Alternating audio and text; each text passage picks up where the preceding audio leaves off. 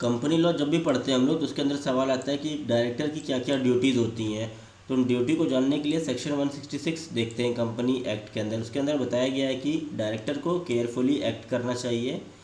Directors are expected to make decision responsibly. जो भी उनको डिसीजन लेने एक रिस्पॉन्सिबल पर्सन की तरह उनको लेने होते हैं, और एक रिस्पॉन्सिबल केयर करनी होती है, और स्किल अपना माइंडसेट यूज़ करना होता है। और उनको ऐसा अप्रोच रखना पड़ता है, सीरियस अप्रोच रखना पड़ता है, और थॉटफुल माइंड की तरह काम करना होता है, जैसे कि कोई प्रूडेंट इंसान काम करेगा, एक होशियार इंसान। अब ड्यूटीज़ ऑफ डायरेक्टर की दूसरी ड्यूटी है कि एक्ट हॉनेस्टली, ईमानदारी से उनको काम करना है। Director must always act in the best interest of the company. Director को best interest of the company में ही काम करना है, जो कंपनी के हित में है, जो कंपनी को प्रायोरिटी में रखना है, और कोई भी पर्सनल गेन नहीं लेना है। अगर वो पर्सनल गेन लेता है अपने डायरेक्टर की पोस्ट पे काम करते हुए, तो उस जो प्रॉफिट उसको हुआ है, उस प्रॉफिट को उठा के कंपनी को देना होगा उसको। Acting in good faith means they should be truthful. यानी डायरेक्टर को ट्रूथफुल होना चाहिए, लॉयल होना चाहिए, और ट्रांसपेरेंट होना चाहिए। उसको इम्पार्शियल नहीं होना चाहिए। अवॉइड कॉन्फ्लिक्ट, यानी उसको कोई भी विवाद हो रहा है तो उसको अवॉइड करना चाहिए। Director should avoid situations where their personal interest could clash with the company's interest. उनके अगर पर्सनल इंटरेस्ट क्लैश कर रहे हैं कंपनी के इंटरेस्ट के साथ, ऐसी स्थिति को, ऐसी परिस्थिति को उन डायरेक्टर्स को अवॉइड करना चाहिए। कोई भी पर्सनल गेन नहीं लेना है डायरेक्टर की पोस्ट पे बैठ के। Director should not use their position for personal gain नहीं लेना है उनको। If they do receive any benefit, अगर उनको कोई भी बेनिफिट प्राप्त होता है, और they are legally required to return it to the company, तो उनको कानूनी तौर पर वह बाध्य हैं कि जो भी प्रॉफिट उनको मिला है वह कंपनी को वापस कर दें। The rule ensures that directors focus on the company growth. तो ये रूल बताता है कंपनी एक्ट के अंदर कि डायरेक्टर को फोकस करना है कि कंपनी की ग्रोथ हो सके, ना कि खुद की ग्रोथ हो सके। उनको अवॉइड करना है कोई भी पर्सनल गेन ना हो। वह लॉयल रहें कंपनी के प्रति, और जो शेयर होल्डर्स का ट्रस्ट है डायरेक्टर पे वो बरकरार रहे। कुछ रूल्स भी फॉलो करने होते हैं। Directors must act with in the powers given by the companies rule. तो कंपनीज रूल के अंदर जो पावर दी हुई हैं उसको फॉलो करने हैं। Directors must stick to the limits of the power given to them by article of association. Article of association होता है कि इंटरनल मैनेजमेंट, इंटरनल रूल्स कैसे चलेंगे कंपनी के अंदर, उनको डायरेक्टर्स को फॉलो करना है strictly. They should not make decisions beyond their authority. Directors को अपनी लिमिट से बाहर जाके कोई भी ऐसा डिसीजन नहीं लेना है जिससे कंपनी को लॉस हो जाए। अब अटेंड मीटिंग, यानी डायरेक्टर्स को वह सारी मीटिंग टाइम पे अटेंड करनी है जो भी एनुअल जनरल मीटिंग में होती है।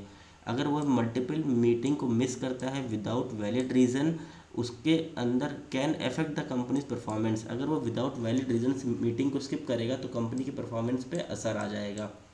Regular attendance shows commitment. Directors को रेगुलर अटेंडेंस देनी है जब भी मीटिंग होती है। इससे यह पता चलता है कि डायरेक्टर कमिटेड है towards the growth of the company. Company की ग्रोथ की तरफ वह कमिटेड है।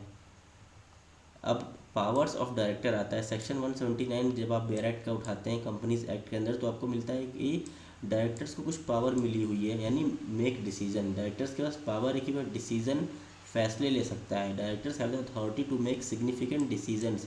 वह महत्वपूर्ण डिसीजन ले सकता है जिससे कंपनी की स्ट्रैटेजी, कंपनी के ऑपरेशन पे, कंपनी के फ्यूचर प्लान्स में भी वह ले सकता है decisions.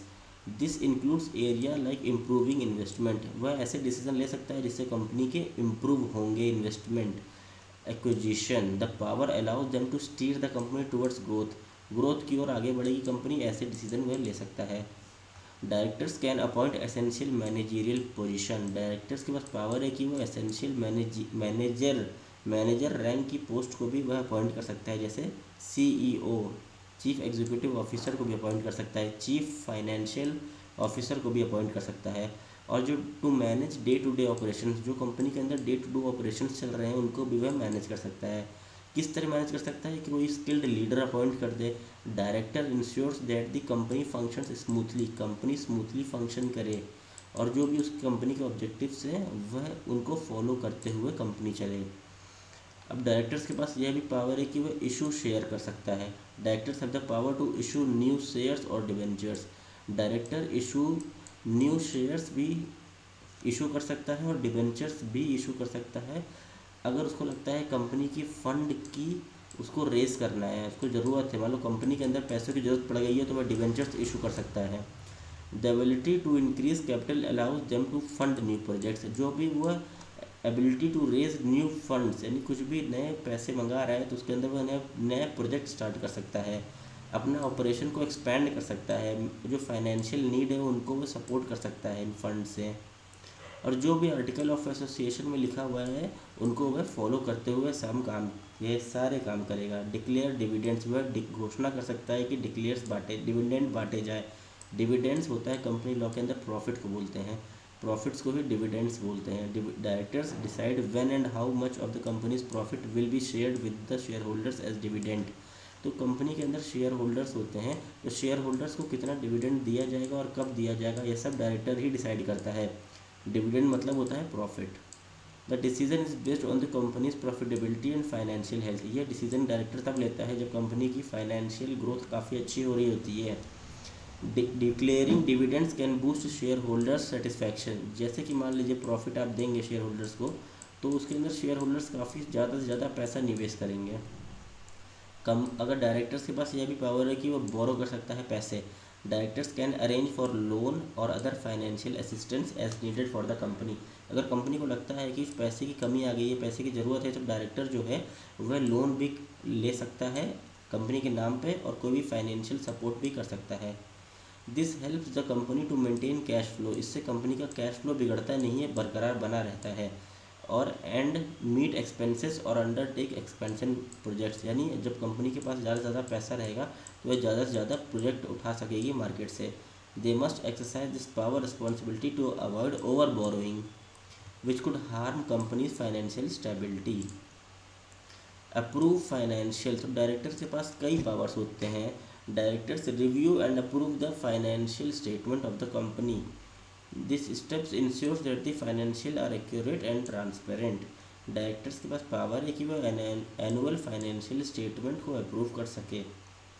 Bye approving these statement directors uphold transparency, जब डायरेक्टर ये सारे स्टेटमेंट को अपहोल्ड करता है तो इससे ट्रांसपेरेंसी बनती है। तो ये पूरा लेक्चर था कि पावर ऑफ डायरेक्टर्स और ड्यूटीज़ ऑफ डायरेक्टर।